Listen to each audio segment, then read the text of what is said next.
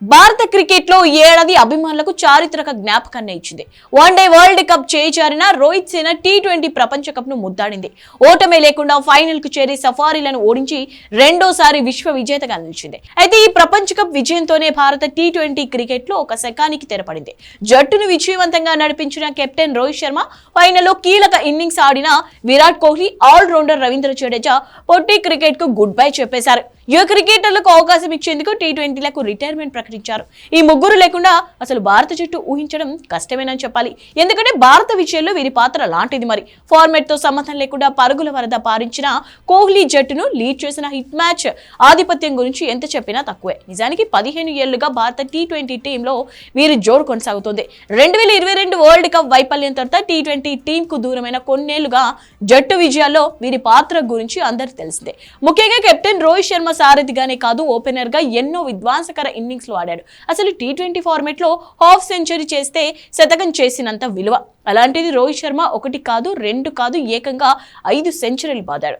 2007 తొలి T20 world cup నుంచి తాజాగా ముగిసిన మెగా టోర్నీ వరకు హిట్ మ్యాన్ తన రోల్ కు న్యాయం చేశాడు. కెరియర్ లో 159 టీ20లో 140 స్ట్రైక్ రేట్ తో 4000కు పైగా పరుగులు సాధించాడు. అలాగే కోహ్లీ నుంచి పగ్గాలు అందుకున్న తర్వాత జట్టును సక్సెస్ఫుల్ గా లీడ్ చేశాడు. అతని స్థానంలో టీ20 టీం కు ఓపెనర్ గా ఎవరు సక్సెస్ అవుతారనేది చూడాలి. ఎందుకంటే ఓపెనర్ గా గిల్, జైస్వాల్, సంజు శాంసన్ వంటి యువ ఆటగాళ్ల రూపంలో ప్రత్యామ్నాయాలు ఉన్నాయి.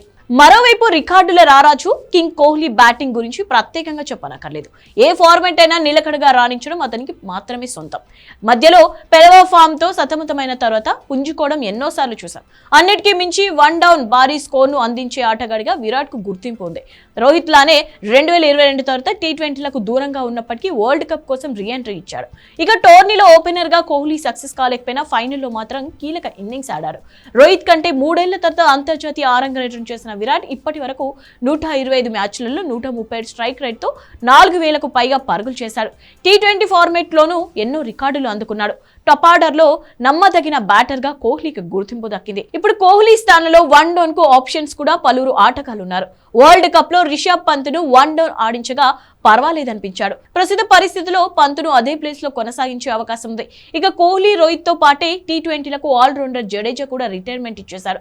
ఐపీఎల్ లో రాణించగా జడేజా అంతర్జాతీయ టీ20లో తనదైన ముద్ర వేయలేకపోయాడు. కెరియర్ లో 74 మ్యాచ్లు ఆడి 551 పరుగులు చేయగలిగాడు. లోయర్ ఆర్డర్ కావడంతో ఎక్కువ అవకాశాలు రాకపోవడం దీనికి కారణం. అటు బంతితో 54 వికెట్లు పడగొట్టాడు. బౌలింగ్ కోసమే జడేజాకు ఎక్కువ అవకాశాలు దక్కాయన్నది చాలా మంది అభిప్రాయం. ప్రస్తుతం జడేజా స్థానాన్ని భర్తీ చేసేందుకు పలువురు యువ క్రికెటర్లు ఉన్నారు.